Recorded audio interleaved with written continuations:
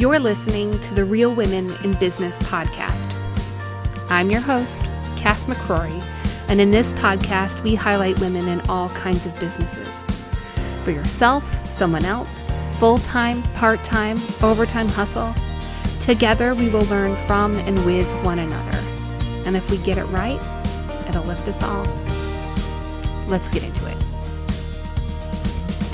Friends, I am so excited to introduce you to my friend, Shelby. I've worked with Shelby for like a dozen years in various capacities, and we went places I did not expect us to go, and I'm so thrilled. We're going to talk about some goals and how setting them can both feel right and wrong in the moment. We're going to talk about the greatest advantages we have as women in business today, and we're going to talk about some light things about how we find joy and how we just embrace where we're at. And, oh my gosh, my favorite part being the charcoal. You won't want to miss that. Thanks for tuning in. So I'm super excited to welcome you, Shelby, and I'd love it if you would share a few words about who you are and what you do. Well, thank you for having me, Cass. It's very kind of you. My name is Shelby Ruane, and I work at Accenture, which is a management consulting company. And currently, I'm in marketing for inclusion and diversity, and I'm responsible for Accenture's International Women's Day program. That's kind of the big thing that I do. And that just wrapped up. Yeah, it did. March 8th was International Women's Day, although the month of March is Women's Month. So we have a lot of gender-specific things still happening. Awesome. So I know that's not how you and I met. So I'd love to know a little bit more about the journey that got you to where you are today. Sure. I kind of fell into my job about almost, definitely more than 27 years ago. I know. I had gone to college for media, kind of mass communications, and I'd hoped I was going to get into like video editing. That was really what I wanted to do. And then maybe some writing along those lines. And I was working for the Chicago International Film Festival as their kind of media liaison. And as a result, I found an internship at Accenture with the Media and Analyst organization. And then 9 months later, I kind of parlayed that into a full-time job, which has lasted several million years. And yeah, so I can say that I've actually done every single job there is to do within marketing, except obviously like chief marketing officer or something like that. But I've taken on all the roles and responsibilities over the course of my career. And that's been thanks to an environment which encouraged that kind of movement so that you could learn and grow.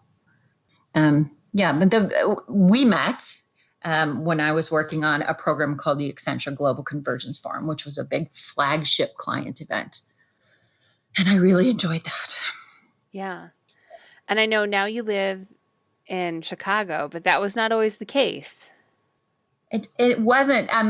In fact, it was one of the things that I sort of set out early on to figure out was what I wanted to do. After a few years, and a mentor of mine explained, she said, well, I can tell you what I did, which was I wrote down my 2-year goals and my 5-year goals. And then and she said, I actually had to write them down. And then once you think about it and write them down, then your brain in the background will automatically start thinking about the things that you need to do to accomplish those. And, so I started on my 2-year goals, and I wrote 3 things. I wrote that I wanted an overseas assignment, I wanted to be promoted to manager, or I wanted to go and get a journalism degree at Northwestern. And so I did all the things that kind of, I put feelers out for the overseas assignment, and then I started working hard towards being promoted, and I did all the things to apply to Northwestern, and I got all 3 at the exact same time. And so I had to make a decision, and I thought, well, Northwestern and the journalism degree. I can get that later, the master's. And so I'll just go take this promotion and take this overseas assignment in Paris and see what happens after that. And I really never made a kind of plan thereafter. I just stayed in Europe. I lived in Paris for 18 months, and then I lived in London for 5.5 years, and lots of different locations along the way and thereafter. But those were the two kind of longest assignments. That's so interesting. So you made a 2-year plan, had 3 things on it, and they all, to use modern woo-woo language, manifested at the same time. They did. And so it was good advice. I mean, she was right. Like it did kind of always stick in the back of my mind. Like, this is what I wanted to do. And it was prior to having family and kids and any obligations. So why not, Do you have a 2-year and a 5-year now? No, not even remotely. No. Because, I'm sort of at the latter half of my career, and I know that I've probably peaked within my organization to some degree. And so if I want to do something different, I may do that in a few years. And then it would probably be completely different. I have a dream, and I know no one will understand this, but I really, really want to work at a grocery store, putting carts away, picking up carts from the parking lot. I completely understand this. Okay. I completely understand it. Yes. I only want to do it on days where the weather is beautiful. Yeah. And yeah, that's what I want to do with my life for the rest of my life. I think anybody that's ever worked in a major consultancy will understand this sentiment of having a start and a finish. Yes. And it being just so completely succinct. Yeah. And non-dependent. Yeah, and actually, and not a lot of thought process going into it. It's really just kind of, you could enjoy the day. That would be lovely. I'm not saying I don't enjoy my days, but I know what you're saying. Outside, enjoying the day, it would be great. My second option is barista. Like, I just feel like I would just really love that. I would just be able to churn out drinks. Yep. Be finished, write something snarky on a coffee collar, and call it done. Like, I just feel like, what fulfillment.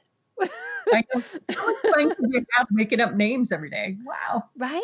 Like, wow. Yeah. Case. Here we go. That's how everybody always ends up putting my name on a coffee collar, is CASE. And it's like, really? That's what you're going for. All right. So this isn't what you exactly imagined today. No. What do you? Yeah, no, but I've always kind of had this idea that you make a plan. When you make a plan, God laughs, kind of thing, because life just throws you so many different curves along the way that it's kind of not in your best interest all the time to have a plan. Yeah. So I'll go with it a lot of times. I kind of go with the flow. I've witnessed that in you, and I think that it's so inspiring. Well, thank you. I don't think it was always that way. I definitely know I was not always that way. I was very driven for a period of time, and then, again, life throws you a curveball, and it makes you reassess what you think you want. So, yeah, and now I'm happy. I have my family around me, and I have a lot of flexibility in the role, and I've seen the world. It's been fabulous. And so, I've gotten a lot out of it, learned a lot. So you wear this hat with, women and inclusion and diversity within Accenture, which is huge and obviously a gigantic priority of the company. Yeah. What do you see as the greatest advantage that women have in business today? I thought a lot about this, and it was hard to actually think of something, because I grew up in an environment, in a home where my mother had her own businesses and property and all that kind of stuff. And she, she was self-made, and it never occurred to me for 1 second that there was any difference between males and females in the workforce. So I didn't know any better, and I've never acted as though there were any differences. And maybe that hasn't helped me over my career. I don't know, but I'm just fairly direct, and I just kind of go with it. But for those who have had that experience and do see the world through that lens, I would say that right now, just being a woman is the greatest advantage, because at the moment in time, this, with the Me Too and all of that, there is a lot of focus on leveling the playing field for those who aren't being paid equally, or for who haven't had certain experiences. And I do, I'll just, all of a sudden I reminded myself of something. So I'll just say this. I remember sitting in a cafe when all that kind of Me Too stuff came out, and there was a table of women sitting next to me, and they were saying, well, now what do these actresses think? If you're going to go into that business, you kind of have to expect it. And all the women were nodding their heads and saying that. And for the first time after having joined the inclusion and diversity team, I thought to myself that I was incensed by that conversation. And I never would have thought that of myself, because normally I just don't think about it. But I thought to myself, there is no excuse in the world for anybody to treat anybody unequally. So should a lawyer expect to go into the job and be, asked to sit on the couch, if you will, or treated differently, or any other role? A nurse, would she expect to be on the casting couch? And I was outraged by the expectation that women have of women. And so that's been interesting. It's been an interesting journey in that regard. So I just think that right now women have a lot of power on their side, kind of, and therefore are allowed to kind of make new rules. Mm-hmm. Yeah, that's so interesting. I think I grew up similarly. My mom worked. I didn't have, kind of some traditional mindset about what it would be like as a woman. And I think that really served me. And it definitely helped me when I became a mom not have like conflict personally about being both. Right. Oh, definitely. Because it was what was modeled for me. For sure. And I do see this idea of being a woman as a great advantage right now, because there is a leveling of the playing field. I think I find some conflict with that, because, and I was speaking to a man just, a few weeks ago about something, and he didn't get a promotion that he expected. Mm-hmm. And a woman did. Mm-hmm. And he made an offhanded comment of, well, of course, in this situation, a woman would get it over me. And I took a beat and I said, I want you to just take a moment and just hold a little space for the idea that maybe this woman was actually more qualified and better than you were. Yeah. Or equally as qualified. And the choice was just based on someone's gut instinct for the role. Right? That she didn't get it for some advantage that she had. Right. For gender. Yes. And I found myself really upset by that. That was the assumption now. Yeah. And that's happening. I mean, there's no doubt that we're experiencing it, like that kind of feedback and concern, really. And so for Accenture, our discussion has evolved a lot from just gender specific stuff to creating this workplace culture where everybody feels like they can advance and thrive. And that's regardless of any kind of gender or ethnic minority group or orientation or disability, or just where diversity. I mean, just where you come from. In fact, the diversity is the greatest advantage. Mm-hmm. I think that's, the truth of that is what will carry it. Yeah. Yeah. Well, So you didn't talk about something, but I want to talk about it, okay. about greatest advantage. I Okay. think that more than any other woman that I've ever worked with or for, and I've done both with you, Hmm. you are an amazing nurturer of talent. That's nice of you to say. I'm not sure that's always recognized as an advantage, um, but I have always personally felt um, that was a great achievement of mine. So thank you for saying it. But yeah, Yeah. I enjoy it. I enjoy getting to know individuals and understanding what makes them work. And And you really do, you bring out the best in people, not just in, the work that they're delivering, but in who they are as people. And I've always really appreciated that. well, thank you. That is that is the nicest thing anyone could have done. You do have noticed and to say something. So that's great. Thanks. Knowing that and having that, how could you coach or help instill in young female leaders that are getting these promotions? Like how would you begin to coach that into a practice for people? To coach that into a practice. Well, I don't treat people equally. I treat people exactly as they want to be treated, I think. And so that's probably what I would suggest is not this, not the kind of golden rule of treat everyone the same or treat everyone, um, how you want to be treated, because that's not true. I just kind of want to look at individuals and see what they bring to the party, and then what we can do to help them really shine with that capability or that kind of aspect of characteristic.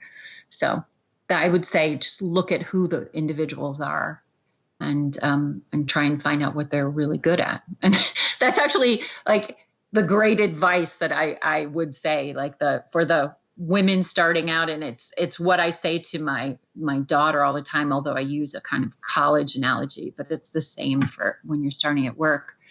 And it seems like, the most obvious thing, but I always tell people and to figure out what your boss wants and give it to them. And that sounds like Captain Obvious, but I mean it in that they, while you may be delivering the same project for four different individuals, they're going to want they're all going to want it either in a different way, or they're going to want you to work differently, or they're going to ask for certain elements that come out more strongly. Like some people may be more data driven and some people may be more narrative driven, or whatever it is, visual learners, whatever it is, figure out what your boss wants of you and give it to them. So, the kind of basic thing is there's some bosses who like you to constantly be at your desk available, but they're not so concerned about other stuff. And then there's other ones who will give you all the flexibility in the world, but like a deadline is the only thing they care about. And those are the little things that you can do along the way that will keep you top of mind. So like kind of in your earlier example, where there was a gentleman, a man and a woman going for a same job, and they may have been equally capable. It could just have been that she figured out what those little things were that drove her, her manager or whoever she was working for, and that was the turning point that helped, kind of tip the balance, if you will. Yeah, I love that. And it feels very practical and kind of Dale Carnegie inspired, how to win friends and influence people, Yeah. but Oh, God. but true. Yeah. Yeah, it is. I mean, I learned this like in high school and college, like just there were professors who wanted you in class talking, and there were professors who wanted you in their office hours, and there were professors who wanted you to read the book.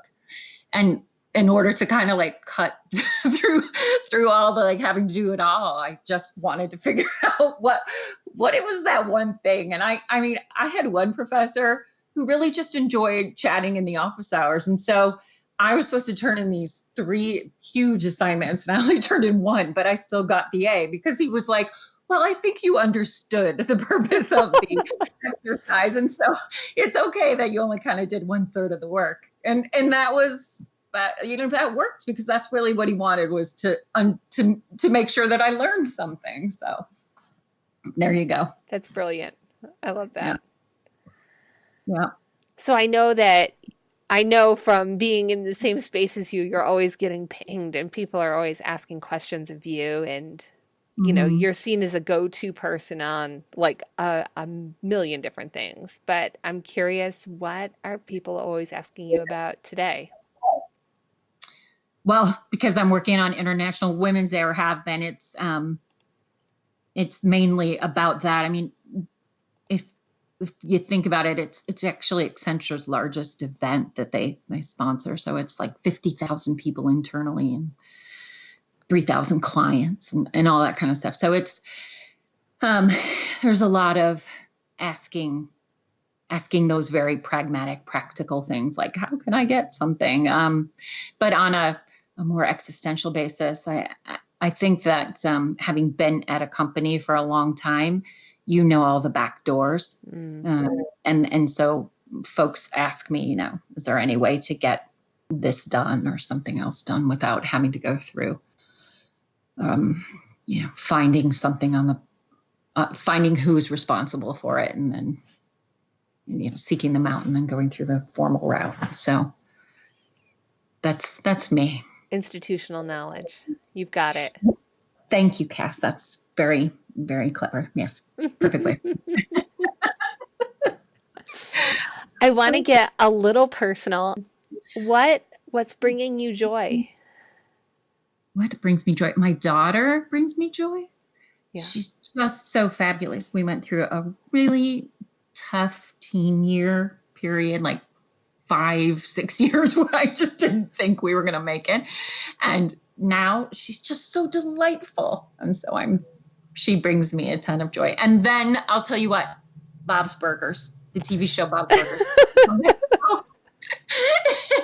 If I ever need, like if I'm ever glum, I just get in bed and turn on Bob's Burgers and I'm happy again. It's all good. That's awesome. That's awesome. Yeah. I'm so lucky that I have gotten so many good stories from you, and I really want to have this one documented on, for prosperity, if you will. Okay. Well, will you tell people the shut the door story? Oh, for sure. Oh, yeah. So when my daughter was very little, I don't even remember how old she was, I used to speak to her in French. She went to French preschool, and even preschool, like, kind of early school. And so every night before bed, before putting her, shutting the door, tucking her in, all that stuff, I would say to her that I adored her in French. I would say, "Je t'adore, Madeleine." And she would say, "Je t'adore, Mom," that kind of stuff. And then one day I said, as I was putting her to bed, I said, "Je t'adore, Madeleine." And she said, "Mom, why do you always tell me to shut the door?"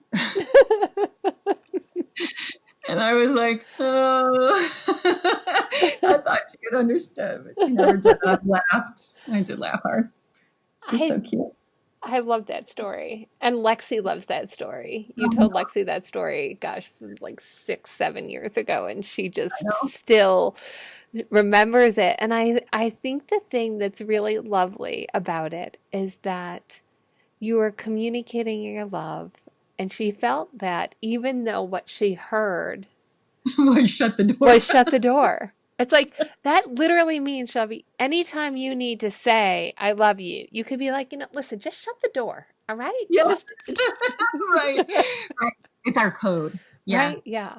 We have lots of little codes, in fact. So that's the best bit. When she was growing up, we had a code word for if she should get into the car with a stranger or even a friend. Like if something had happened to me, because like once I had an appendectomy and, and so appendicitis, and I had to be rushed off to the hospital, and I didn't want her getting in cars with people, even if she knew them. And so we had this code. It was accidentally vanilla. And I always thought that would be an awesome name for a band.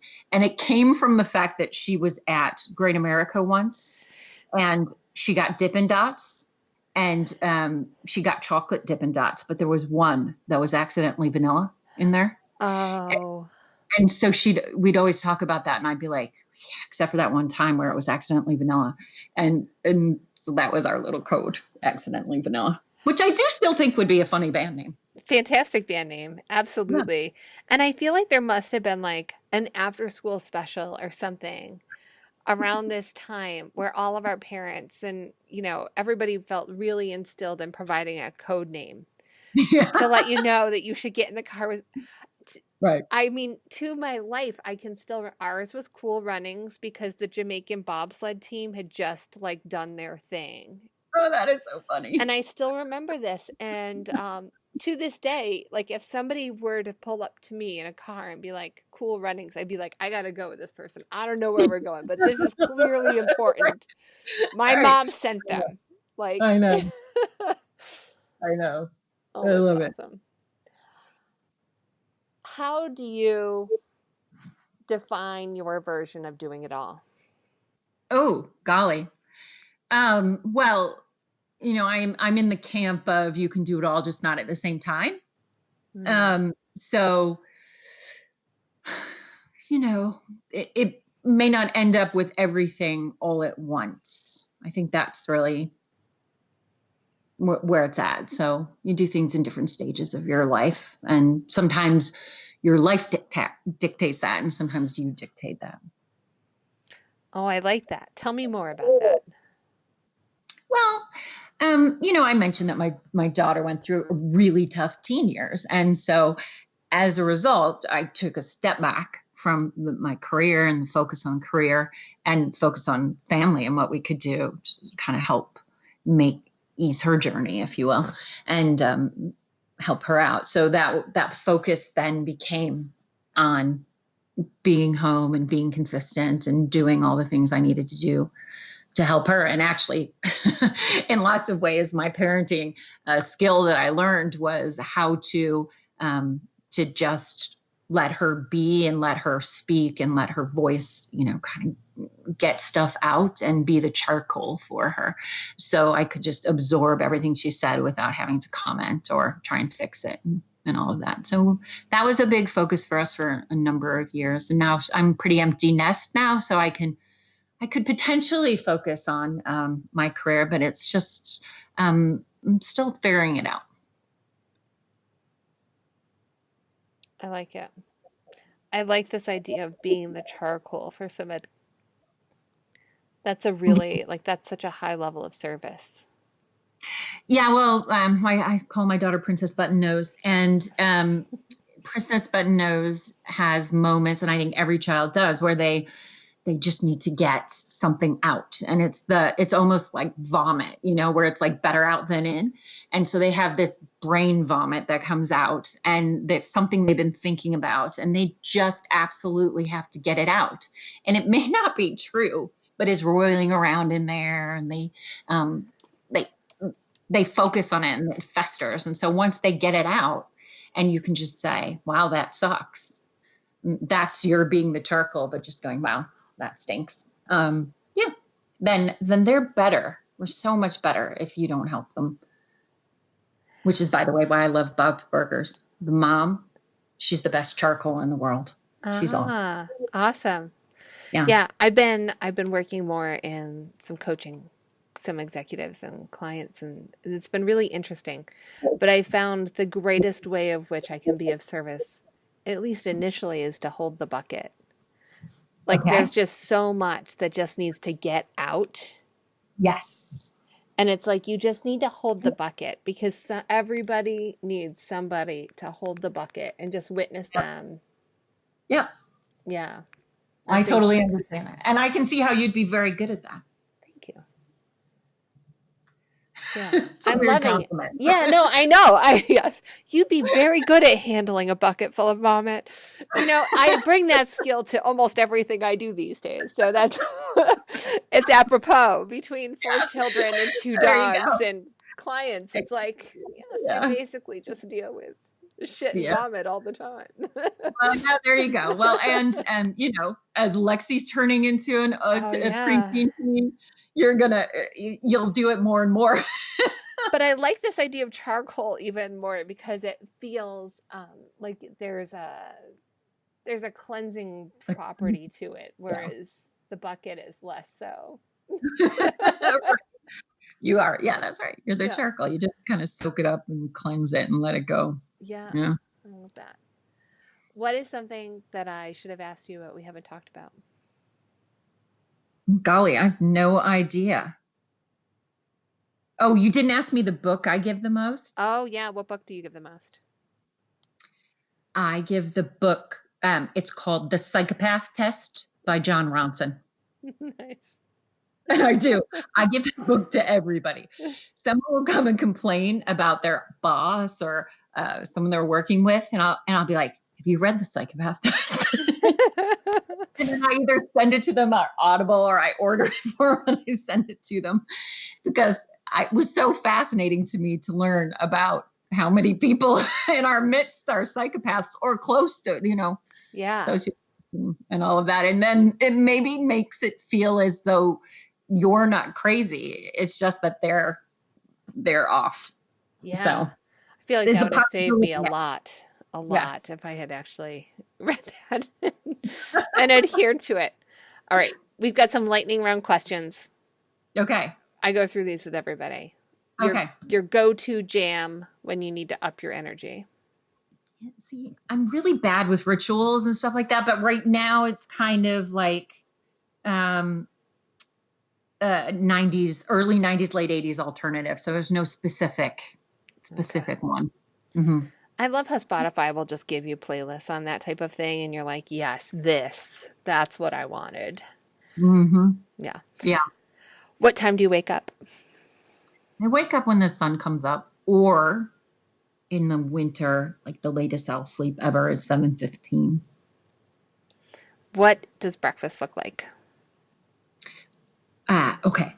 So breakfast for me is just a complicated thing, and I hate that.